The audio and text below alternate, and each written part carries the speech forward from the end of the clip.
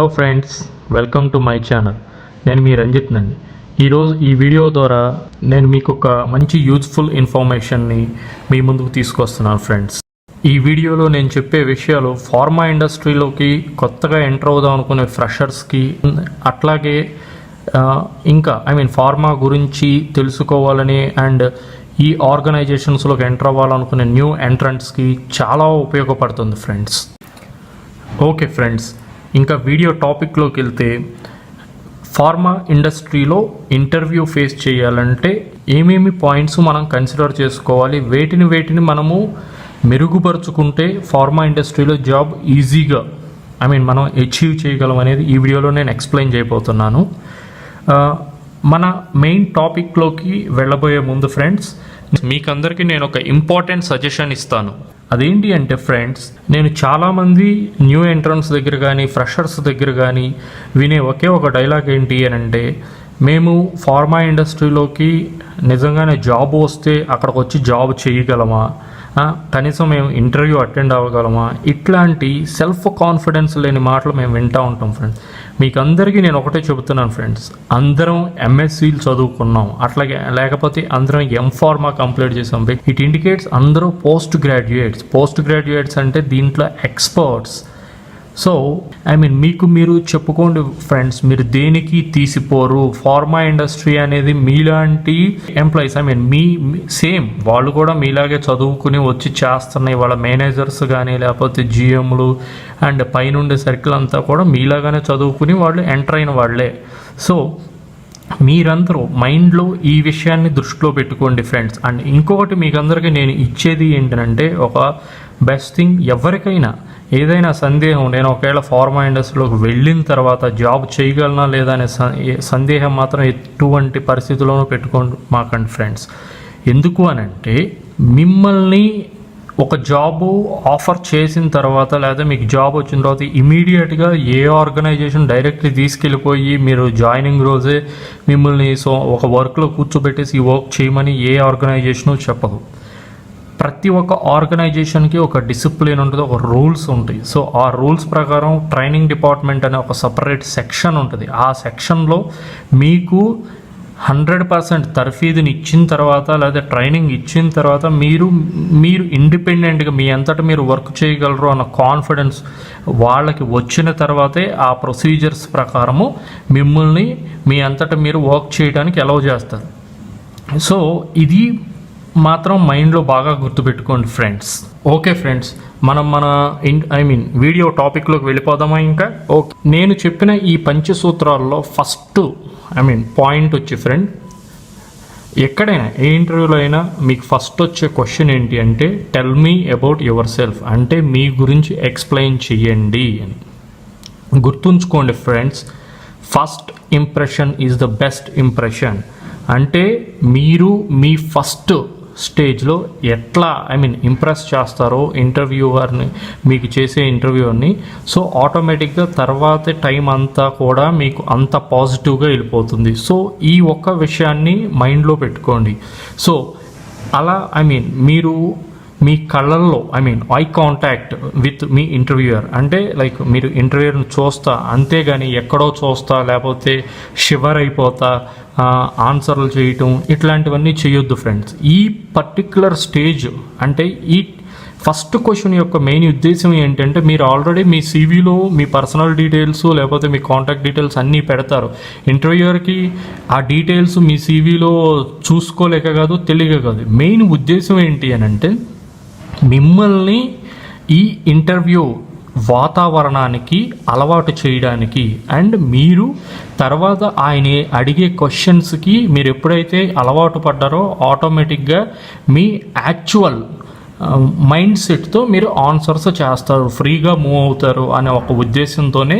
So మీ personal background కానీ మీ educational backgrounds గురించి కానీ ఫస్ట్ క్వశ్చన్ ఉంటుంది. సో ఈ ప్రాసెస్లో చాలా కాన్ఫిడెంట్గా, ఎటువంటి తడబాటు లేకుండా అండ్ ఐ కాంటాక్ట్, మీకు ఎవరైతే ఇంటర్వ్యూ చేస్తున్నారో ఆయన్ని చూస్తా చాలా ప్లజెంట్, అంటే మొహంలో చిరునవ్వుతో మీరు ఎక్స్ప్లెయిన్ చేయండి ఫ్రెండ్స్. ఫస్ట్ మీ గురించి, అట్లాగే తర్వాత మీరు ఎక్కడి నుంచి వచ్చారు, అండ్ ఆ తర్వాత మీ ఎడ్యుకేషనల్ బ్యాక్గ్రౌండ్స్, ఆ తర్వాత మీరు మీ పర్సనల్ బ్యాక్గ్రౌండ్, సో మీ ఫ్యామిలీ గురించి ఇదంతా ఎక్స్ప్లెయిన్ చేయండి ఫ్రెండ్స్. మీ ఇంటర్వ్యూలో సెకండ్ రోల్ వచ్చి ఫ్రెండ్స్ మీ యొక్క సీవీకి వస్తుంది. సీవీ అంటే నథింగ్ బట్ మీరు తీసుకెళ్ళే రెజ్యూమే అనుకోండి, ఏదైనా కరికులం విటే ఏదైనా. సో నెక్స్ట్ పొజిషన్ అనేది మీరు దాన్ని ఎలా తయారు చేశారో దాని మీద ఉంటుంది. బేసికల్గా నేను ఈ వీడియోని మెయిన్లీ నా ముఖ్య ఉద్దేశం ఏంటంటే, ఈ వీడియో చేయడం నేను ఎక్కువగా దీన్ని ఫ్రెషర్స్ని దృష్టిలో పెట్టుకొని చేశాను. అట్లాగే ఎక్స్పీరియన్స్డ్ గైస్ కోసం నేను నా నెక్స్ట్ వీడియోస్లో వాళ్ళకి ఎలా ఉంటుందో అనేది ఎక్స్ప్లెయిన్ చేస్తాను. సో ఫ్రెషర్స్ని దృష్టిలో పెట్టుకున్నప్పుడు మీ సీవీ అనేది మరీ క్రిటికల్గా, అంటే టూ మచ్ ఇన్ఫర్మేషన్స్, లేకపోతే మీ కోర్సెస్లో ఉన్న అన్ని ఎలిమెంట్స్, అన్ని సబ్జెక్ట్స్, అన్ని టాపిక్స్ పెట్టేసేసి దాన్ని కాంప్లెక్స్ చేసుకోకుండా సింపుల్, అంటే మీరు ఏదైతే టెక్నిక్స్ మీద మీకు మంచి అండర్స్టాండింగ్ ఉందో ఆ టెక్నిక్స్ పెట్టుకోండి. అట్లాగే మీరు పెట్టే థీసిస్ అనేది చాలా క్రిటికల్ రోల్ ప్లే చేస్తుంది ఫ్రెండ్స్ మీ ఇంటర్వ్యూలో, స్పెసిఫిక్గా ఫ్రెషర్స్ ఇంటర్వ్యూలో. సో మీ థీసిస్ మీద మాత్రం మీకు థరో నాలెడ్జ్ ఉండాలి. అంటే ఇంటర్వ్యూకి వచ్చే ముందు 1-2 సార్లు మీ థీసిస్ని థరోగా చూసుకోండి, ఏమేమి చేశారో. సో దాని మీద ఎట్లాంటి క్వశ్చన్స్ అడగవచ్చు, దాని మీదే ఎక్కువ ఉంటుంది. ఎవరైనా ఫస్ట్, ఎందుకంటే ప్రతి ఒక్కళ్ళకి కనిపించేది ఒక ఫ్రెషర్ రెజ్యూమ్లో థీసిస్సే ఎక్కువ కనిపిస్తుంది. కాబట్టి ఆ థీసిస్ మీద థరోగా చదువుకురండి. డెఫినెట్గా థీసిస్ మీద అడుగుతారు. నెక్స్ట్ మీరు ఆ థీసిస్ కానీ మీ ప్రాజెక్ట్ టైటిల్లో పెట్టినప్పుడు ఏవైనా ప్రాక్టికల్ టెక్నిక్స్ కానీ లేకపోతే ఏదైనా ప్రొడక్షన్ రిలేటెడ్ టెక్నిక్స్ కానీ పెడితే మీ ఇంటర్వ్యూయర్ ఫోకస్ అనేది దాని మీదకి వెళ్తుంది. సో అట్లాంటి టెక్నిక్స్ పెట్టినప్పుడు మాత్రం ఫ్రెండ్స్ మీరు ఆ టెక్నిక్స్ మీద చాలా థరోగా ఉండాలి ష్యూర్లీ. అంటే లైక్ ఇప్పుడు బై సపోజ్ ఏదైనా నేను ఒక ప్రాజెక్ట్ అనేది యూవీ స్పెక్ట్రోఫోటోమీటర్ని యూజ్ చేసి నేను చేశాను అనగానే మీ ఇంటర్వ్యూయర్ ఫోకస్ ఎట్లా వెళ్తుంది, ఓకే యూవీ స్పెక్ట్రోఫోటోమీటర్కి లేకపోతే ఆ ప్రాసెస్కి ఉన్న బ్యాక్గ్రౌండ్ ప్రిన్సిపల్ ఏంటి, సో మీకున్న అవగాహన ఎంత, అట్లాగే మీరు ఎలా చేశారు ఈ యాక్టివిటీసు అనేది ఆయన క్వశ్చన్ చేస్తాడు. కాబట్టి మీరు మీ యొక్క సీవీలో స్పెసిఫిక్గా పెట్టే ఏదైనా అనలిటికల్ టెక్నిక్స్ కానీ లేకపోతే ఏదైనా నేను ఇవి హ్యాండిల్ చేశాను అది హ్యాండిల్ చేశాను ఎక్విప్మెంట్స్ నేమ్స్ పెట్టినప్పుడు మాత్రం వాటి గురించి డీటెయిల్డ్గా బేసిక్ నాలెడ్జ్ అనేది తెలుసుకుని ఉండాలి ఫ్రెండ్స్. అండ్ నెక్స్ట్ సిమిలర్లీ మీది ఏదైనా నేను ఈ డిపార్ట్మెంట్లో ఇంట్రెస్ట్, ఆ డిపార్ట్మెంట్లో ఇంట్రెస్ట్ అని పెట్టినప్పుడు ఏంటి అని అంటే ఆ డిపార్ట్మెంట్స్ గురించి నీకేం తెలుసు అనే బేసిక్ క్వశ్చన్స్ వస్తాయి. అట్లాగే ఇంకొకటి మెయిన్ థింగ్ ఏంటంటే ఫ్రెండ్స్, చాలామంది ఇంటర్వ్యూయర్స్ ఇతనికి ఓవర్వ్యూ అంటే అసలు నేర్చుకునే ఇంట్రెస్ట్ అనేది ఎలా ఉంది అని క్వశ్చన్ చేస్తారు. సో అట్లాంటి పార్ట్లో ఏంటంటే కొన్ని లైక్ కొత్త మీకేంటంటే చిన్న ఒక క్వశ్చన్స్ ఇచ్చేసేసి మీ ఇతను అనలిటికల్ థింకింగ్ ఎట్లా ఉంది అని చెక్ చేస్తుంటారు. సో వాటన్నిటికీ రెడీ అవ్వండి. అట్లాగే ఇంకొకటి ఏంటంటే ఏదైనా క్వశ్చన్కి ఆన్సర్ తెలియనప్పుడు స్ట్రైట్ అవే ఏదో చెప్తానికి ప్రయత్నించకుండా సే ఎస్ ఆర్ నో. ఒకవేళ తెలియకపోతే మీరు చెప్పండి, నాట్ ఏ ప్రాబ్లం సార్, నాకు తెలియదు, నేను దీన్ని ఇంప్రూవ్ చేసుకుంటాను, లేకపోతే మీరు నాకు ఒక ఆపర్చునిటీ ఇస్తే నేను నెక్స్ట్ టైం డెఫినెట్గా తెలుసుకుంటాను సార్ అని చెప్పండి. అండ్ మీ సీవీని స్క్రూటనైజ్ చేసేటప్పుడే మీరు వచ్చిన ఈ కంపెనీ గురించి మీకు ఏం తెలుసు, లేకపోతే ఈ కంపెనీ యొక్క ప్రొడక్ట్స్ కానీ ఇట్లాంటివి ఏమైనా తెలుసుకున్నారా అని కొంతమంది అడుగుతారు. సో అందుకోసం ఏంటంటే ఏదైనా ఒక కంపెనీకి మీరు లేకపోతే ఒక ఆర్గనైజేషన్కి ఇంటర్వ్యూకి వెళ్ళేటప్పుడు దాని యొక్క వెబ్సైట్లో కానీ లేకపోతే ఇతరత్ర వేరే సైట్ల ద్వారా కానీ ఆ కంపెనీ గురించి మినిమం ఇన్ఫర్మేషన్ తెలుసుకోండి. అంటే ఆ కంపెనీ యొక్క చరిత్ర ఏంటి, అట్లాగే ఆ కంపెనీ తయారు చేసే ప్రొడక్ట్స్ ఏంటి, ఇట్లాంటి డీటెయిల్స్ మ్యాండేటరీగా కనుక్కోండి ఫ్రెండ్స్. ఇంకా మన థర్డ్ పాయింట్లోకి వచ్చేస్తే ఏంటంటే ఫ్రెండ్స్, బేసిక్ నాలెడ్జ్.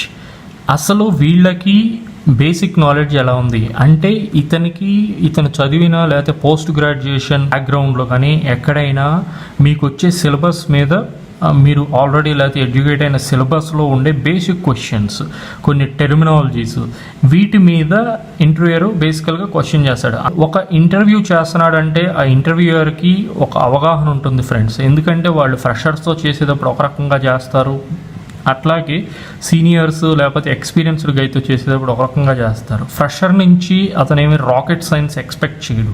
ఫ్రెషరు నేను వేసిన క్వశ్చన్స్, బేసిక్ క్వశ్చన్స్ లేకపోతే బేసిక్ టర్మ్స్ అనే వాటిని ప్రాపర్గా ఆన్సర్ చేస్తాడు అట్లా.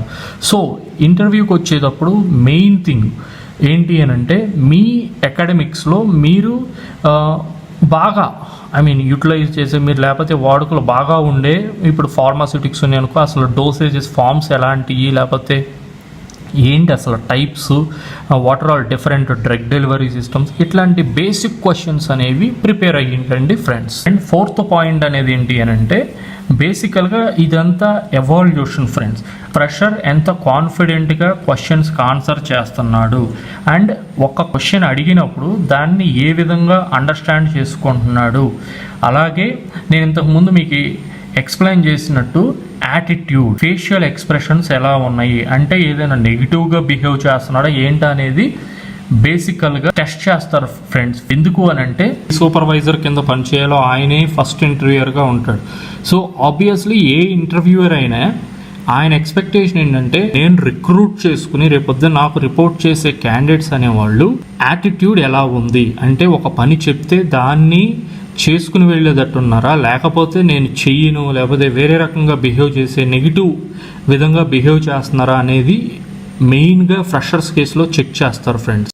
Coming to the fifth point is body language.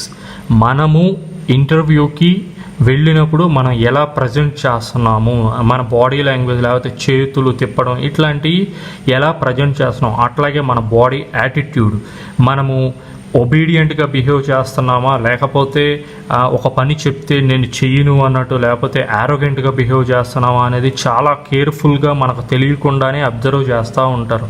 వీటిల్లో ఏ కొంచెం తేడా వచ్చినా ఆబ్వియస్లీ ఆ జాబ్ అనేది మీకు దూరం అవుతుంది ఫ్రెండ్.